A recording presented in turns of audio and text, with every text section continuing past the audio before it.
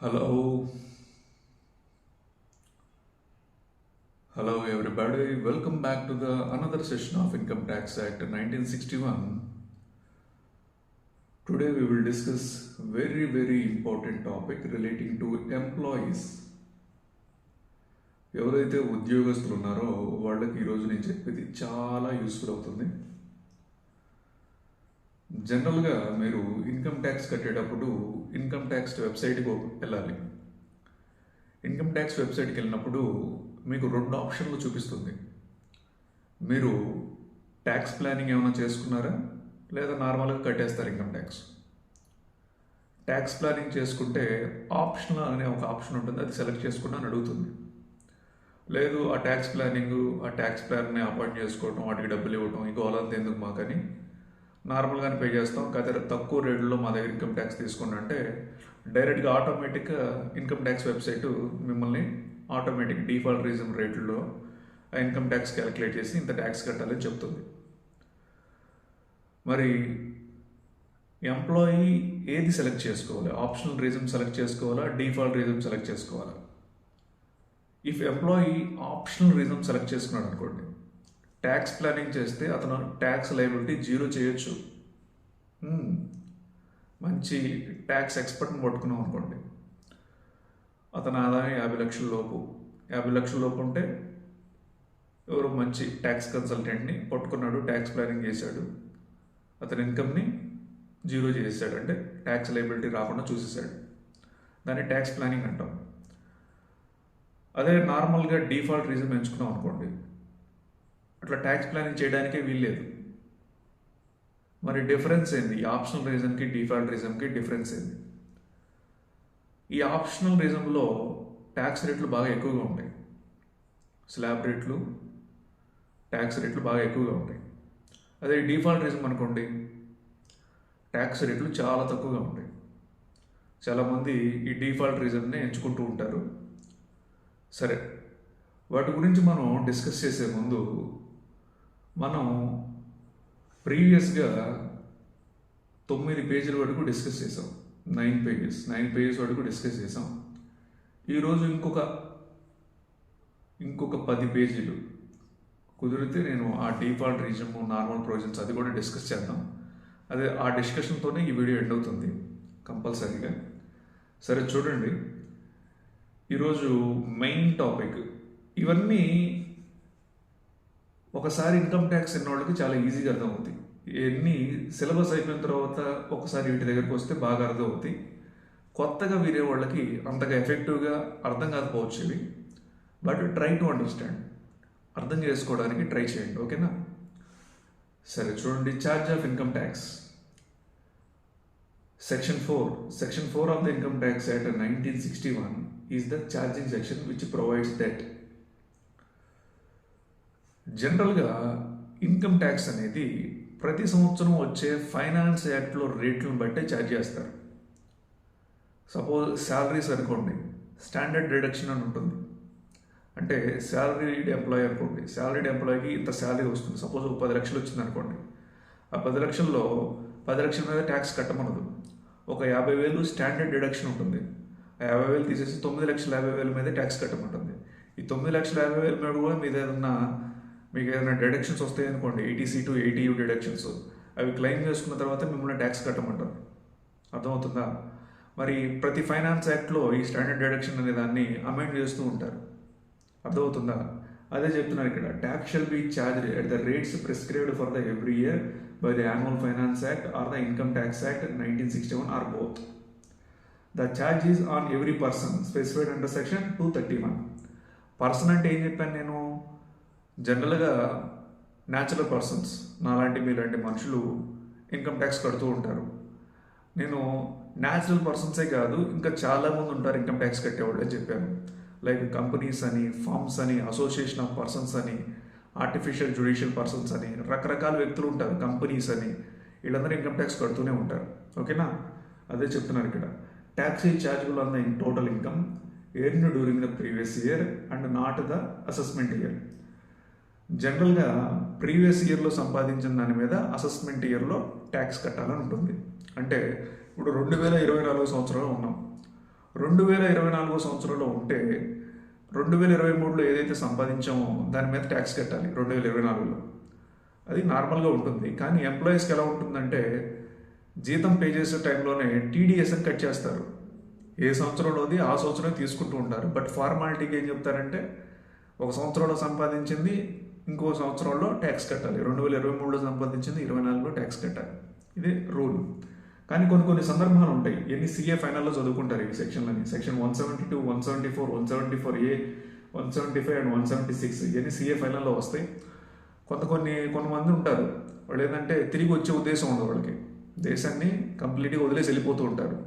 అట్లాంటి వాళ్ళకి ప్రీవియస్ ఇయర్లో ఎర్న్ చేసిన దానికి ప్రీవియస్ ఇయరే ట్యాక్స్ కట్టమంటారు. ఆ సెక్షన్లు ఇవన్నీ ఓకేనా. ఇవన్నీ సీఏ ఫైనల్లో వస్తాయి. Next, tax shall be లీవ్డ్ in accordance with and subjected to the various provisions contained in the act. Okay, this section is the back bone of the law of income tax in so far as it serves as the most operative provisions of the act. The tax liability of the person springs from this section. ఇక్కడ person అంటే define చేసా చూడండి. A person includes an individual, Hindu undivided family, association of persons, a body of individuals, a firm, a company, etc. Companies కడితే income tax ఇందాక హెచ్యూఎఫ్ చెప్పలేదు. హెచ్యూఎఫ్లు కడతాయి అంటే కుటుంబ వ్యాపారాలు, కుటుంబాలు ఉమ్మడి కుటుంబాలుగా చేస్తూ ఉంటారు వ్యాపారాలు, వాళ్ళు కూడా ఇన్కమ్ ట్యాక్స్ కట్టాలి. Body of individuals, companies, Reliance, Tata. Next, artificial judicial persons అంటే కొన్ని యూనివర్సిటీస్ ఉంటాయి. జనరల్గా యూనివర్సిటీస్ అనేవి చారిటీ రూపంలో చేస్తుంటే exempted from the income tax. CA ఫైనల్లో వస్తుంది. 12A, 12AB అని ట్రస్ట్ క్రింద రన్ చేస్తూ ఉంటుంటే అవన్నీ ఎగ్జెంప్టెడ్. మరి కొన్ని వ్యాపార పరంగా చేస్తూ ఉంటాయి చదువులు కూడా, మరి వాటికి ఇన్కమ్ ట్యాక్స్ కంపల్సరీగా కట్టాల్సిందే. సరే, total income and tax payable. Income tax is levied on the assessed total income. Such total income has to be computed as per the provisions contained in the Income Tax Act 1961.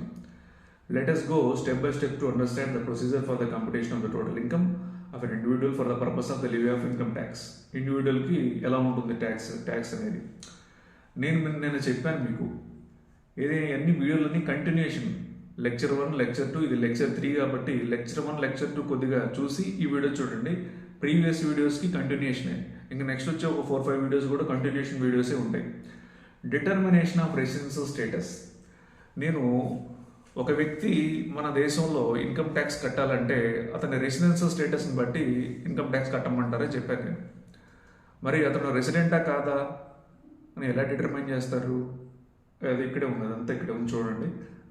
The residential status of a person has to be determined to ascertain which income is to be included in the computing the total income.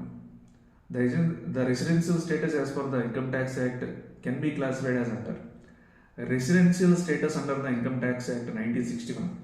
చూడండి, ఇక్కడ resident అంటే మన దేశం వాడు. వీటి గురించి ఇంకా డీటెయిల్గా నెక్స్ట్ చాప్టర్లో వస్తాయి, మనం ఒకటి డిస్కస్ చేద్దాం. Resident, non resident, deemed resident. ఈ డీమ్డ్ రెసిడెంట్ కాన్సెప్ట్ కూడా నెక్స్ట్ వీడియోలో, నెక్స్ట్ చాప్టర్లో, సెకండ్ చాప్టర్లో వస్తుంది. అక్కడ మనం డీటెయిల్గా డిస్కషన్ పెడదాం. ఇక్కడ బ్రీఫ్గా చూడండి, రెసిడెంట్ అంటే ఏంటి. ఫస్ట్ ఇక్కడ రెసిడెంట్ ఉన్నాడు చూడండి. రెసిడెంట్ అంటే ఏంటి? వాడు మన దేశం వాడు. నాన్ రెసిడెంట్ అంటే ఏంటి? వాడు మన దేశం వాడు కాదు. ఇక్కడ మళ్ళీ దానికి సబ్ మళ్ళీ ఇంకా డివైడ్ చేశారు. Resident and ordinary resident, resident but not ordinary resident. అంటే రెసిడెంట్ వాడు ప్రీవియస్ ఇయర్లో రెసిడెంట్ అంటే ప్రీవియస్ ఇయర్లో మన దేశంలోనే ఉన్నాడు వాడు. కంపేర్ టు లాస్ట్ 10 years చూసుకుంటే కూడా వాడు మన దేశంలో ఉన్నాడు. దాన్ని రెసిడెంట్ అండ్ ఆర్డినరీ రెసిడెంట్ అంటారు. Resident but not ordinary resident, వాడు ప్రీవియస్ ఇయర్లో మన దేశంలో ఉన్నాడు, కానీ కంపేర్ టు లాస్ట్ 10 years చూసుకుంటే వాడు మన దేశంలో లేడు, వస్తా పోతా ఉన్నాడు. వీటి గురించి కూడా నెక్స్ట్ వస్తుంది, అది అక్కడ డిస్కషన్ పెడదాం. Okay, next classification of income under the different heads. ఇది కూడా చెప్పాను నేను, classification of income under the different heads. ఒక వ్యక్తి, ఇప్పుడు మనం ఇండివిజువల్కి ట్యాక్స్ ఎలా కంప్యూట్ చేయాలో మనం డిస్కషన్ పెట్టాం ఇక్కడ. సపోజ్ ఒక వ్యక్తి ఏదన్నా ఒక ఆర్గనైజేషన్లో పనిచేస్తుంటే అతనికి శాలరీ రూపంలో ఆదాయం రావచ్చు, లేదు ఒక వ్యక్తికి ఇళ్ళు కట్టి అద్దెలకు ఇవ్వటం, అదే వాడి బిజినెస్. ఇక ఇళ్ళు కట్టడం, అద్దెలకు ఇవ్వటం, అద్దెలు కలెక్ట్ చేసుకోవటం. మరి అద్దెలో సపోజ్ సిటీలో ఒక డబుల్ బెడ్రూమ్ రెంట్ తీసుకోవాలంటే మినిమం 15,000. నార్మల్ అపార్ట్మెంట్కి అయితే 15,000, 13,000, 14,000. ఈ సనత్ నగర్, ఎస్ఆర్ నగర్ ఏరియాల్లో 13,000, 14,000, 15,000 ఇలా ఉంటుంది రెంట్. మరి ఒక అపార్ట్మెంట్లో 10 పోర్షన్లు అలా ఉంటాయి కదా, 10 హౌసెస్ అలా ఉంటాయి కదా, ఒక 10 హౌసెస్ అలా ఉంటాయి. మరి అలా చూసుకుంటే ఇప్పుడు నేనుండే హౌస్కే ఇతనికి దాదాపు 4 అపార్ట్మెంట్లు ఉన్నాయి. 4 అపార్ట్మెంట్లు దాదాపు ఒక 40 మంది ఉంటారు, రెంట్కి 40 మంది ఉంటారు. మరి బాగా భారీగా ఆదాయాలు వస్తాయి. మరి ఇతను ఇన్కమ్ ట్యాక్స్ కట్టాలంటే కట్టాలి, ఇన్కమ్ ట్యాక్స్ కంపల్సరీ కట్టేయాల్సిందే. Okay, classification of income under the different heads: salary income, house property income, ఇంకోటి పీజీబీపీ, ఏదైనా వ్యాపారం చేయటం, ఏదైనా ఒక బిజినెస్ పెట్టుకోవడం. బిజినెస్లో నుంచి కూడా లాభాలు వస్తే లాభాల మీద కూడా ఇన్కమ్ ట్యాక్స్ కట్టాలి. ఏదన్నా ఇళ్ళు అమ్మటం కానీ, స్థలాలు అమ్మటం కానీ, వాటి మీద వచ్చే వాటిని క్యాపిటల్ గెయిన్స్ అంటాం. వాటి మీద కూడా ఇన్కమ్ ట్యాక్స్ కంపల్సరీగా కట్టాల్సిందే. Next income from other sources, గిఫ్టుల ద్వారా వస్తుంటాయి, డివిడెండ్ ఇన్కమ్ వస్తుంటాయి, బ్యాంకుల నుంచి ఫిక్స్డ్ డిపాజిట్ మీద వడ్డీలు వస్తుంటాయి, వీటి మీద కూడా ఇంట్రెస్ట్ కట్టాల్సిందే. వీటికి డిడక్షన్ వస్తాయి, 80 టీటీఏ, టీటీబీ అని వస్తుంటాయి డిడక్షన్లు. హౌస్ ప్రాపర్టీ అనుకోండి, 80EE, 24B కింద మీకు ఏదైనా హౌస్ లోన్ తీసుకుని ఇల్లు కట్టుకున్నారనుకోండి, వాటి దగ్గర వాటికి కూడా డిడక్షన్లు వస్తుంటాయి. డిడక్షన్ వస్తూ ఉంటాయి. ట్యాక్స్ ప్లానింగ్ చేసుకుంటే మీ ట్యాక్స్ 0 కూడా చేసేయచ్చు. అవి చూద్దాం, ఓకేనా? ఓకే, హెడ్స్ ఆఫ్ ఇన్కమ్ ఇక్కడ చూడండి. హెడ్స్ ఆఫ్ ఇన్కమ్ శాలరీస్ నుంచి వస్తుంది, income from house property, profits and gains of business or profession, capital gains, income from other sources. There is a charging section under each head. ప్రతి సెక్షన్కి, శాలరీస్కి, income from house ప్రాపర్టీకి, profits and gains of business or ప్రొఫెషన్కి, capital గెయిన్స్కి, income from other సోర్సెస్కి అన్నిటికీ charging section ఉంటుంది. Okay, income chargeable under the head. These heads of income exhaust all possible types of income that can accrue to or be received by a taxpayer. Accordingly, income earned is classified as follows: salary, pension, etc. earned is taxable under the salaries kinda, salaries head kinda. Salaries and head rastam. Salaries kinda salary ochina, pension is also taxable. ఏమండి వింటున్నారా మీరు? Pension కూడా government employees retire అయి ఉంటారు. Suppose వాళ్ళకి ఒక 50,000 కన్నా ఎక్కువగా పెన్షన్ వస్తుంది అనుకోండి, వాళ్ళు ఇన్కమ్ ట్యాక్స్ కట్టాలి. అలా మళ్ళీ ఇక్కడ కమ్యూటెడ్ పెన్షన్ అని ఉంటుంది. కమ్యూటెడ్ పెన్షన్ ఇస్ గవర్నమెంట్ ఎంప్లాయీస్కి అయితే ఎగ్జామ్టెడ్, ప్రైవేట్ ఎంప్లాయీస్కి అయితే ట్యాక్సిబుల్. అది మళ్ళీ డిఫరెంట్ క్లాసిఫికేషన్, ఓకేనా? సరే, rental income is taxable under the head income from house property. Income derived from carrying on any business or profession is taxable under the head profits and gains of business or profession. Okay, profits on sale of a capital asset like land, building, shares amina is taxable under the head of capital gains. Next, the fifth head of the income is the residuary head. Income which is chargeable to tax under the Income Tax Act 1961 but not taxable under the first 4 heads will be taxed under the head income from other sources. The taxpayer has to classify the income earned under the relevant head of income. అన్నిటినీ కలిపి కొట్టేయకూడదు. Salary కింద వచ్చింది సపరేట్గా చూపించాలి, house property కింద వచ్చింది సపరేట్గా చూపించాలి. Next PGBP, profits and gains of business for profession కింద వచ్చింది సపరేట్గా చూపించుకోవాలి. అలాగే క్యాపిటల్ గెయిన్స్, ఏదైనా ల్యాండ్ అమ్మినా, బిల్డింగ్ అమ్మినా, షేర్లు అమ్మినా సపరేట్గా చూపించుకోవాలి. తర్వాత ఇన్కమ్ ఫ్రమ్ అదర్ సోర్సెస్ ఎన్ని సపరేట్గా చూపించుకోవాలంటున్నారు. తర్వాత computation of total income under each head. Income is to be computed in accordance with the provisions governing A particular head of income. Exemptions: there are certain incomes which are wholly exempted from income tax, like agriculture income. These income have to be excluded and will not form part of total income. చూడండి, జనరల్గా వ్యవసాయం చేసే వాళ్ళ income మీద income tax ఉండదు. ఇక్కడ మేధావులు బయలుదేరతారు. ఇంకా ఓన్లీ వ్యవసాయం చేసి నీకు డబ్బులు, ఎంత డబ్బులు వచ్చినా, ₹1,00,00,000 వచ్చినా నో ఇన్కమ్ ట్యాక్స్. నువ్వు వ్యవసాయం చేస్తున్నావు, దాంతో వేరే బిజినెస్ చేసుకుంటున్నావు, లేదా ఏదైనా ఉద్యోగం చేస్తున్నావు వేరే చోట, లేదా ల్యాండ్ అమ్మిన, బిల్డింగ్ అమ్మిన ఆదాయాలు వచ్చినాయి ఎక్కడన్నా, ఏదైనా గిఫ్ట్ రూపంలో వచ్చినాయి, ఇన్కమ్ ఫ్రమ్ అదర్ సోర్సెస్ వచ్చినాయి. నేనేం చెప్తున్నానంటే మీరు అగ్రికల్చర్ ఇన్కమ్తో పాటు మిగతా ఇన్కమ్ కూడా ఉంది మీకు. అగ్రికల్చర్ ఇన్కమ్ ఉంది, మిగతా ఇన్కమ్ బేసిక్ ఎగ్జిబిషన్ లిమిట్ కన్నా ఎక్కువగా ఉంది. అంటే ఆప్షనల్ ప్రొవిజన్స్ కింద చెప్తున్నాను నేను. 2,50,000 కన్నా ఎక్కువగా ఉంది మీ ఆదాయం ఇది అగ్రికల్చర్ ఇన్కమ్ కాకుండా. దెన్ మీరు అగ్రికల్చర్ ఇన్కమ్ మీద కూడా ఇన్కమ్ ట్యాక్స్ కట్టాల్సిందే. పార్షియల్ ఇంటిగ్రేషన్ అని అదొక కాన్సెప్ట్ ఉంటుంది. ఈ పార్షియల్ ఇంటిగ్రేషన్లో అగ్రికల్చర్ ఇన్కమ్ మీద తక్కువ రేట్లో ట్యాక్స్ పడేలా చూస్తూ ఉంటారు. దాని కూడా మనం డిస్కషన్ పెడతాం ఇదే చాప్టర్లో, ముందు ముందు వస్తూ ఉంటాయి. సరే, some incomes are partially exempt from income tax. ఇవే చెప్పారు కదా, డిడక్షన్స్ వస్తూ ఉంటాయని. Computed pension, these incomes are excluded only to the extent of limits specified in the Act. Okay.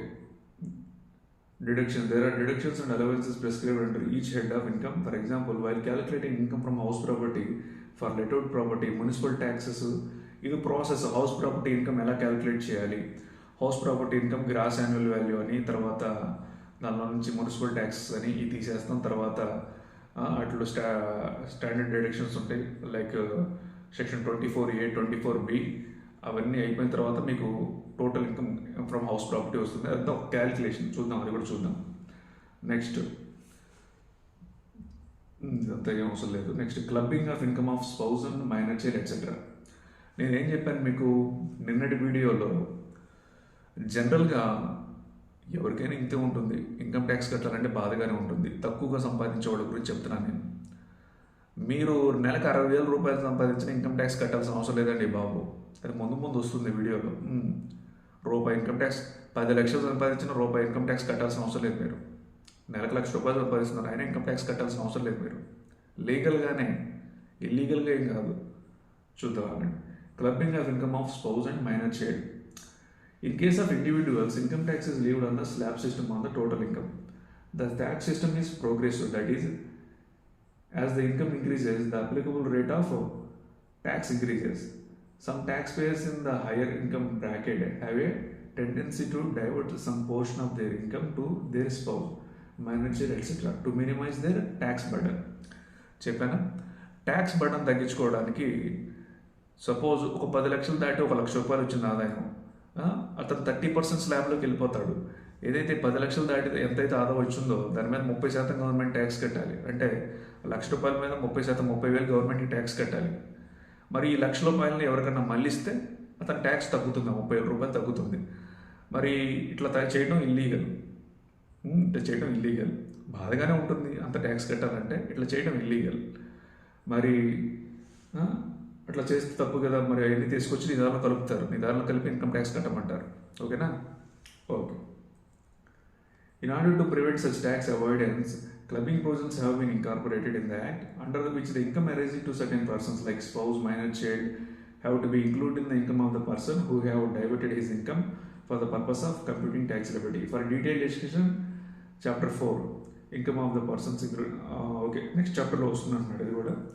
Set off or carry forward set off of losses. నేను నిన్న previous వీడియోస్లో వీటి గురించి కూడా డిస్కషన్ ఇచ్చాను. అదేంటంటే మీకు రకరకాల ఆదాయాలు వస్తున్నాయి. హౌస్ ప్రాపర్టీ నుంచి, బిజినెస్ నుంచి, క్యాపిటల్ గెయిన్స్ నుంచి, అదర్ సోర్సెస్ నుంచి. ఏదన్నా ఒక హెడ్ కింద బిజినెస్లో లాస్ వచ్చింది, ల్యాండ్ అమ్మేమో లాభం వచ్చింది.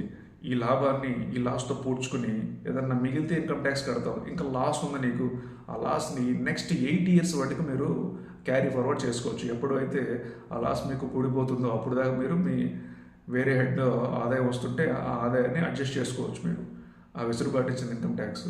చూసారా ఎంత మంచిది ఇన్కమ్ ట్యాక్స్. మీకు ఒక హెడ్ కింద బిజినెస్లో లాస్ వచ్చింది, నష్టం వచ్చింది, ల్యాండ్ అమ్మే లాభం వచ్చింది.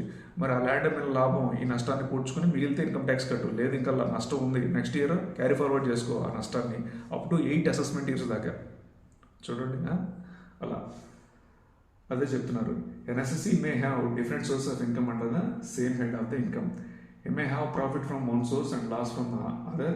For instance, an assessee may have profit from his textile business and loss from his printing business.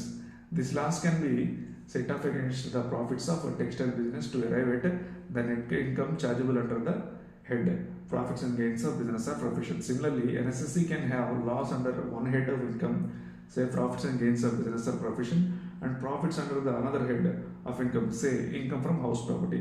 There are provisions in the Income Tax Act 1961 for the allowing inter head adjustment in certain cases చెప్తున్నాడు అదే. However there are also restrictions in certain cases like business loss is not allowed to be set off against salary income.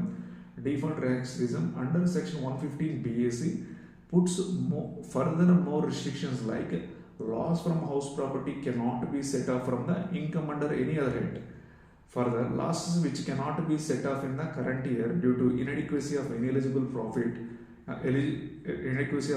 profits can be carried forward for set off in the subsequent years as per the provisions contained in the Act. Generally, brought forward losses under a particular head cannot be set off against income under another head. That is, brought forward business loss cannot be set off against income from house property of the current year. For a detailed discussion, refer to Chapter 5. Okay. Computation of gross total income. Step 6 దగ్గరకు వచ్చాము. Final figures of income or loss under the each head of the income after allowing the eligible deductions, allowances, other adjustments are then aggregated after giving effect to the provisions of clubbing of income and set off and carry forward of losses to arrive at the gross total income. మొత్తం కూడిన తర్వాత మనకు ఒక income వస్తుంది. ఇక్కడ step 7 చూడండి. Step 7 ఏం చెప్తున్నారంటే చాలా ఇంపార్టెంట్. స్టెప్ 7 అనేది చాలా ఇంపార్టెంట్.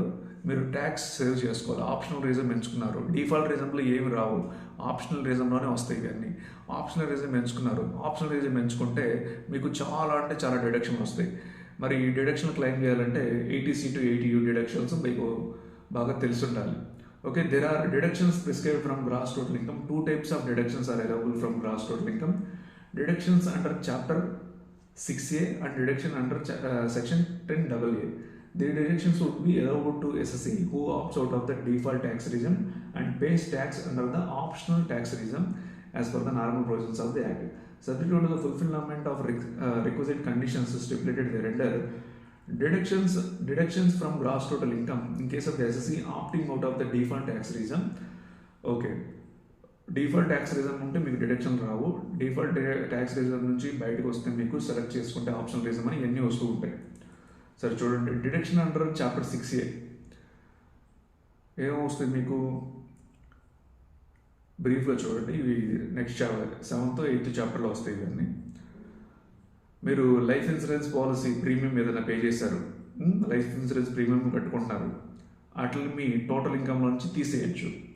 అలాగే contribution to provident fund or pension fund, contribution to pension fund. Pension ఫండ్కి ఏదన్నా మీరు మీ జీతంలో నుంచి కంట్రిబ్యూట్ చేశారనుకోండి, అది కూడా గ్రాస్ టోటల్ ఇన్కమ్ నుంచి తీసేయచ్చు. మెడికల్ ఇన్సూరెన్స్ ప్రీమియం 80D కింద మీకు డిడక్షన్ వస్తుంది. మెడికల్ ఇన్సూరెన్స్ ప్రీమియం మీకు కానీ మీ తల్లిదండ్రులకు కానీ మీ కొడుకు కూతురికి కానీ ఎవరికైనా మెడికల్ ఇన్సూరెన్స్ ప్రీమియం తీసుకున్నారు, ఖర్చు అవుతుంది కదా, ఆ ఖర్చును కూడా గ్రాస్ టోటల్ ఇన్కమ్ నుంచి తీసేసి మిగతా ఇన్కమ్ ట్యాక్స్ కట్టుకోవచ్చు. అలాగే payment of interest on loan taken for higher education. మీరు ఏదన్నా హైయర్ ఎడ్యుకేషన్ కోసం లోన్ తీసుకున్నారు మీ పిల్లలకి, దాని మీద వడ్డీ కట్టాలి. మీరు వడ్డీని ఆ గ్రాస్ టోటల్ ఇన్కమ్లో నుంచి వడ్డీ ఎంతైతే కట్టారో ఆ వడ్డీని తీసేసి మిగతా దాని మీద ఇన్కమ్ ట్యాక్స్ కట్టుకోవచ్చు మీరు. అలాగే payment of interest on loan taken for residential house, ఇల్లు కట్టుకోవడానికి లోన్ తీసుకున్నారు, దాని మీద వడ్డీ కట్టాలా, ఆ వడ్డీ కూడా గ్రాస్ టోటల్ ఇన్కమ్ నుంచి తీసేసి మిగతా దాని మీద ఇన్కమ్ ట్యాక్స్ కట్టుకోవచ్చు మీరు. నెక్స్ట్ రెంట్ 80GG కింద మీకు డిడక్షన్ వస్తుంది. అలాగే donation to certain funds, charitable institutions etcetera 80G కింద మీకు డిడక్షన్ వస్తుంది. కొన్ని 100% ఉంటాయి, కొన్ని 50% ఉంటాయి. అలాగే contribution to political parties 80GGB 80GGC కింద మీకు డిడక్షన్ వస్తుంది ఏదైనా పొలిటికల్ పార్టీకి మీరు డొనేట్ చేస్తే. ఓకేనా. అలాగే deductions in respect of certain incomes. Employees of 80JJAA, ఇది బిజినెస్కి సంబంధించింది. మీరు ఏదైనా ఒక బిజినెస్ స్టార్ట్ చేశారు, ఒక కంపెనీ స్టార్ట్ చేశారు, ఎంప్లాయ్మెంట్ క్రియేషన్ చేశారు. మీకు ఎంప్లాయ్మెంట్ మీకు ఖర్చుగా చూపించుకొని మీరు ఇన్కమ్ ట్యాక్స్ తగ్గించుకోవచ్చు. బిజినెస్లో ఖర్చులు లాభాలు పోతే కదా మీకు లాభం వచ్చేది, ఆ లాభం మీద మీరు ఇన్కమ్ ట్యాక్స్ కట్టాలి. ఇన్కమ్ ట్యాక్స్ ఏం చెప్తుందంటే మీరు ప్రతి సంవత్సరం ఎంతమంది కొత్త ఎంప్లాయీస్ని అయితే రిక్రూట్ చేసుకుంటారో వాళ్ళకి శాలరీలు పే చేస్తారు కదా, ఆ శాలరీలు పే చేయడం మీకు ఖర్చుగా చూపించుకుంటారు. ఓకే, ఆ ఖర్చుతో పాటు ఇంకా అదనంగా ఒక 30% మేము ఎక్స్ట్రాగా డిడక్షన్ ఇస్తాం మీకు. ఆ డిడక్షన్ ఎక్స్ట్రా 30% మీరు ఎంతైతే శాలరీ పే చేస్తారో ఎక్స్ట్రా ఎంప్లాయీస్కి, వాళ్ళకి ఇంకా అదనంగా 30% మీకు ఎక్స్పెండిచర్ క్లెయిమ్ చేసుకోవచ్చు. మీ గ్రాస్ టోటల్ ఇన్కమ్లో నుంచి ఆ ఎక్స్పెండిచర్ని డిడక్ట్ చేసుకుని ఇన్కమ్ ట్యాక్స్ కట్టుకోవడం అంటూ ఉంటుంది. ఓకేనా, అర్థమవుతుందా. అలాగే రాయల్టీ ఇన్కమ్ అని 80 QQB, 80 RRB, interest on deposits on savings account, interest on deposits in case of senior citizens, ఇవన్నీ 80 TTA, 80 TTB కింద డిడక్షన్లు వస్తూ ఉంటాయి. Deductions in case of persons with disability 80U కింద డిడక్షన్స్ వస్తూ ఉంటాయి. ఓకేనా? అలాగే ఇక్కడ ఈరోజు ఈ టాపిక్తోనే మనం ఎండ్ చేస్తాము. ఓకేనా? కొద్దిగా జాగ్రత్తగా వినండి. However under the default tax regime section 115 BAC only selected deductions are permissible. నేనేం చెప్పాను మీకు? మీరు ఇన్కమ్ ట్యాక్స్ వెబ్సైట్ ఓపెన్ చేయగానే మీకు ఒక 2 ఆప్షన్స్ చూపిస్తుంటుంది. మీరు ఆప్షన్లు ఎంచుకుంటారా, డిఫాల్ట్ ఎంచుకుంటారా? ఆప్షన్లు ఎంచుకున్నారనుకోండి, మీకు ట్యాక్స్ ప్లానింగ్ చేసుకోవాలి, ఈ 80C to 80D డిడక్షన్ అన్నీ వస్తుంటాయి. లేదు మేము తక్కువ రేట్లో ఇన్కమ్ ట్యాక్స్ కడతామంటే డైరెక్ట్గా ఏ చాయిస్ అవసరం లేదు, మీకు డైరెక్ట్గా వెళ్ళి కట్టేసుకోవచ్చు. అదే చెప్తున్నారు ఇక్కడ. కంప్యూటేషన్ ఆఫ్ మీరు డిఫాల్ట్ రీజన్ కనుక ఎంచుకున్నట్లయితే 115 BAC కింద మీరు ట్యాక్స్ కట్టాలి. ఓకేనా? Detail discussion refer to the chapter 6 deduction from the gross total income. Okay, chapter 6లో చూద్దాం అన్నాడు అవి. Okay, computation of total income chart మొత్తం ఇచ్చేసాడు చూడండి. ఫస్ట్ ఏం చేస్తాం మనం? రెసిడెన్షియల్ స్టేటస్ చూస్తాము, తర్వాత classify income under different heads, తర్వాత salaries, income from house property, profits and gains of business or profession, capital gains, income from other sources. తర్వాత ఏం చేస్తామంటే compute income under each head applying the charging and deeming provisions and providing for permissible deductions and exemption there under applying clubbing provisions. తర్వాత set off on carry forward and set off losses as per the provisions of the act default regime. Compute gross total income plus deductions from gross total income. Total income ఏదైతే వస్తుందో దాని మీద మీరు income tax కట్టుకోవాలి. సరే, applicability of rates of tax on the total income. ఓకేనా? ఇది main. ఇప్పుడు మెయిన్ జాగ్రత్తగా వినండి. జాగ్రత్తగా మీరు ఏది సెలెక్ట్ చేసుకోవాలి? డిఫాల్ట్ రీజన్ మంచిదా, నార్మల్ ప్రొవిజన్స్ మంచిదా? ఇన్కమ్ ట్యాక్స్ వెబ్సైట్ మీ పాన్ నెంబరు ఎంటర్ చేసి లాగిన్ అయినప్పుడు మీరు ITR 1, ITR 2, different ITR forms ఉంటాయి. మీ ఇన్కమ్ని బట్టి మీ ITR ఉంటుంది. ఓకేనా? ITR ఫైల్ చేసినప్పుడు మీరు డిఫాల్ట్ రీజన్ ఎంచుకోవాలా, నార్మల్ ప్రొవిజన్స్ ఎంచుకోవాలా, సెలెక్ట్ చేసుకోవాలంటే ఇప్పుడు నేను చెప్పేది జాగ్రత్తగా వినాలి. ఇది ఎడ్యుకేషన్ పరంగా కూడా ఈ క్వశ్చన్లో 5 మార్క్స్ క్వశ్చన్ అడగవచ్చు. ఓకేనా? ఓకే, చూడండి. Rates prescribed under section 115 BAC. 115 BAC అంటే డిఫాల్ట్ రీజన్ అంటే మీరు ఎటువంటి ట్యాక్స్ ప్లానింగ్ లేదు, మీరు ఎంత తీసుకుంటారో తీసుకోండి, కదా తక్కువ తీసుకోండి మా దగ్గర నుంచి. ఓకేనా? అర్థమవుతుందా? Okay. Section 115 BAC of the income tax act 1961 provides for the concessional rates of income tax to the individuals, HUFs, AOPs, BOIs and artificial judicial persons. Under this reason, certain exemptions deductions are however not available, like leave travel concession, interest on housing loan on self-occupied property, deductions under chapter 6A, other than 80CC D2, ACCC H2 are deductions section 80JJA. మీకు ఈ deduction వస్తుంటాయండి. మీరు default reason ఎంచుకున్న మీకు ఈ deduction వస్తాయి. 80CC D2 అంటే 50,000 వస్తుంది. 80CC H 80JJA ఇందా మీకు ఎంప్లాయ్మెంట్ అని చెప్పేసి చూడండి. ఈ డిడక్షన్ వస్తుంటాయి మీకు. The rates given under section 115 BAC are the default tax rates unless the SSC exercise an option to shift out of the segregation. The basic exemption limit under the section 115 BAC is 3 lakhs. 3 లక్షల దాకా మీ ఆదాయం ఉందండి. Default reason ఎంచుకున్నారు, 3 లక్షల దాకా మీ ఆదాయం ఉంది. No income tax. మీ ఏజ్ 60 ఏళ్ల లోపు, 60 ఏళ్ల పైన, 80 ఏళ్ల లోపు, 80 ఏళ్ల పైన అయినా మీకు 3 lakhs దాకా మీకు నో ట్యాక్స్. అది ఆప్షనల్ రీజన్ అనుకోండి. మీరు 60 ఏళ్ల లోపు ఉన్నారు, 2,50,000 దాకా నో ట్యాక్స్. మీరు 80 ఏళ్ల లోపు ఉన్నారు, 3 లక్షల దాకా నో ట్యాక్స్. మీరు 80 ఏళ్ల పైన ఉన్నారు, 5 లక్షల దాకా నో ట్యాక్స్. ఆప్షనల్ రీజన్లో అది చెప్తున్నాను. ఓకేనా? దేనికి దానికి ఉంటుందండి. Okay, this means that no tax is payable by SSC with section 115 BAC. The total income up to 3 lakhs. The tax rates under 115 BAC is as follows. చూడండి, టేబుల్ చూడండి, జాగ్రత్తగా చూడండి. ఓకేనా? అప్ టు 3 lakhs అండి. మీరు ఇక్కడ confuse అవుతూ ఉంటారు చాలామంది. 2,50,000 మీ ఆదాయం, no income tax. 2,90,000 no income tax. ఈ డిఫాల్ట్ రీజన్లో మీ ఆదాయం 7 లక్షల రూపాయలు, రూ. 7,20,000, 7,30,000 వచ్చినా మీకు నో ట్యాక్స్. అదే ప్రాసెస్ ఉంటుంది ఇందులో.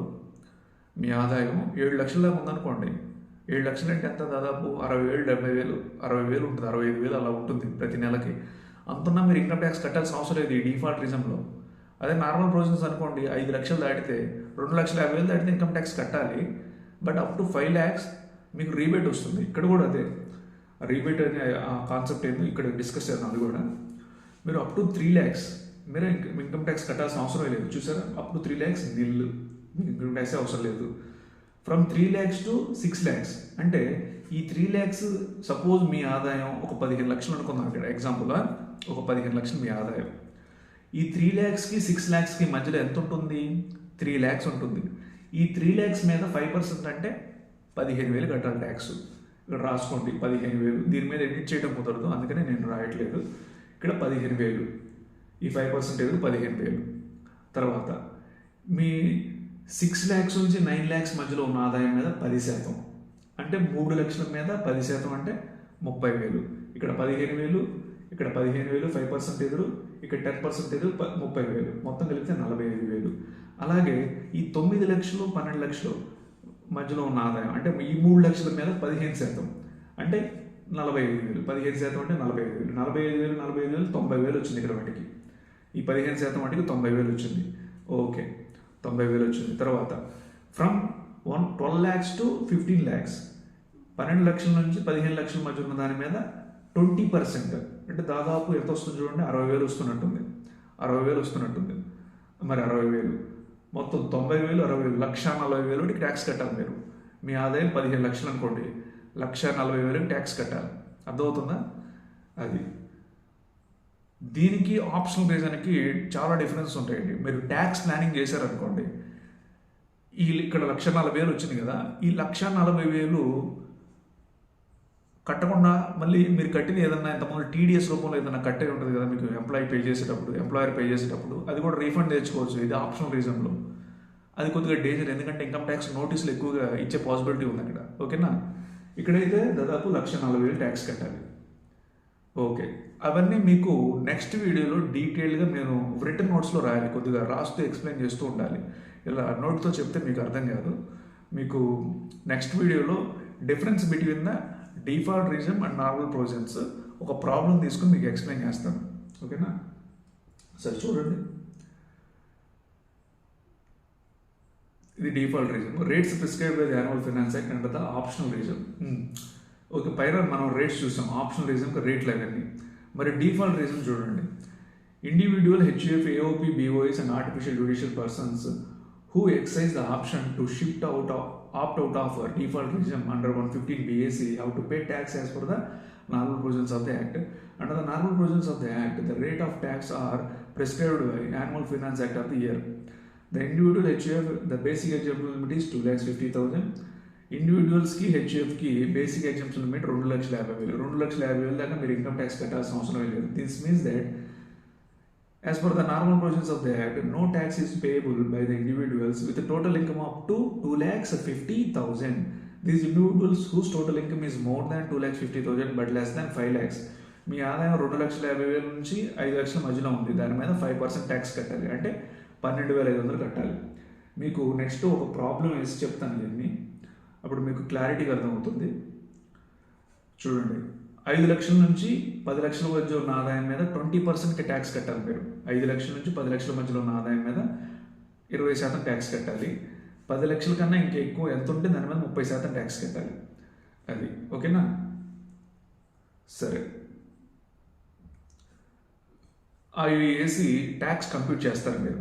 ట్యాక్స్ కంప్యూట్ చేసిన తర్వాత ఒక ట్యాక్స్ అమౌంట్ వస్తుంది మీకు.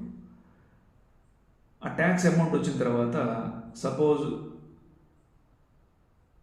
ట్యాక్స్ అమౌంట్ వచ్చిన తర్వాత మీరు బాగా మీ ఆదాయం 50 లక్షల పైన ఉందనుకోండి, మీరు దాని మీద సర్ఛార్జ్లు కూడా కట్టాల్సి వస్తుంది ఒక 10%. అంటే సర్ఛార్జ్ అంటే ట్యాక్స్ ఆన్ ట్యాక్స్. సపోజ్ 50 లక్షల పైన ఉంది మీ ఆదాయం, సపోజ్ ఒక 10 లక్షలు ట్యాక్స్ కట్టాలి మీరు. 10 లక్షలు ప్లస్ సర్ఛార్జ్ 10%, 1,00,000 రూపాయలు, 11 లక్షలు ట్యాక్స్ కట్టాలి. ప్లస్ దాని తర్వాత మళ్ళీ ఎడ్యుకేషన్ సెస్ కూడా యాడ్ చేయాలి దానికి. అదే చెప్తున్నారు ఇక్కడ. ప్లస్ 4% ఎడ్యుకేషన్ సెస్ ఉంటుంది. ఆ 11 లక్షలు ఉంది కదా, 11 లక్షల మీద ప్లస్ 4%. చూడండి అట్లా. Okay, rebate under section 87A. మీ ఆదాయం 5 లక్షలేనండి, 5 లక్షల లోపే ఉంది. ఆప్షనల్ ప్రొవిజన్స్ కింద మీ ఆదాయం 5 లక్షలే ఉంది. మీరు అసలు రూపాయి కూడా ట్యాక్స్ కట్టాల్సిన అవసరం లేదు. కాకపోతే మీరు ఇన్కమ్ ట్యాక్స్ రిటర్న్ ఫైల్ చేయాలి. మీ ఆదాయం 5 లక్షల లోపు 4,50,000, 4,90,000 ఉంది ఆదాయం. మీరు రూపాయి కూడా ట్యాక్స్ కట్టాల్సిన అవసరం లేదు 5 లక్షల లోపే ఉంటే. ఆప్షనల్ రీజన్ కింద మాట్లాడుతున్నాను నేను. అదే డిఫాల్ట్ రీజన్ అనుకోండి, మీ ఆదాయం 7 లక్షల దాకా ఉంది. 7 లక్షల దాకా ఉన్నా మీరు రూపాయి కూడా ట్యాక్స్ కట్టాల్సిన అవసరం లేదు. మీకు రీబేట్ వస్తుంది, 25,000 రీబేట్ వస్తుంది. ఆ 7 లక్షల దాకా ఎంతైతే ట్యాక్స్ కట్టాలో 7 లక్షల లోపే ఉంది మీ ఆదాయం, డిఫాల్ట్ రీజన్ కింద నో ట్యాక్స్. ఆప్షనల్ ప్రొవిజన్స్ కింద 5 లక్షల దాకా ఆదాయం ఉంది, నో ట్యాక్స్. ఓకేనా? అట్లా అది రీబేట్ అండర్ సెక్షన్ 87A. ఇది హెల్త్ అండ్ ఎడ్యుకేషన్ సెస్ అంటున్నాడు. ఈ ఆల్టర్నేటివ్ మినిమం ట్యాక్స్ ఇప్పుడు అవసరం లేదు, మీకు కన్ఫ్యూజ్ అవుతారు మీరు అలా. ఓకే, ఈ అడ్వాన్స్ ట్యాక్స్ అని ఇవన్నీ ముందు ముందు వస్తాయి. ఇప్పుడు మీకు చెప్పిన అర్థం కావు ఇవన్నీ. ఓకేనా? ఓకే, చివరికి ట్యాక్స్ పేబుల్, ట్యాక్స్ రిఫండబుల్ ఇవన్నీ చూస్తూ ఉంటాం. సరే, మీకు నెక్స్ట్ వీడియోలో నేను ఏది సెలెక్ట్ చేసుకోవాలి, ఒక ప్రాబ్లం తీసుకుని రాస్తూ ఉంటాను. డిఫాల్ట్ రీజన్ ఎంచుకోవాలా, నార్మల్ ఆప్షనల్ ప్రొవిజన్స్ ఎంచుకోవాలా, డిఫాల్ట్ ప్రొవిజన్స్ కింద ఎలా ఉంటాయి, నార్మల్ ప్రొవిజన్స్ కింద ఎలా ఉంటాయి, నెక్స్ట్ వీడియోలో మనం డిస్కస్ చేద్దాం. 2-3 ప్రాబ్లమ్స్ డిస్కస్ చేద్దాం. తర్వాత ఇంకొక 20 పేజెస్ నెక్స్ట్ వీడియోలో మనం కంప్లీట్ చేద్దాం. ఓకేనా? Okay, bye.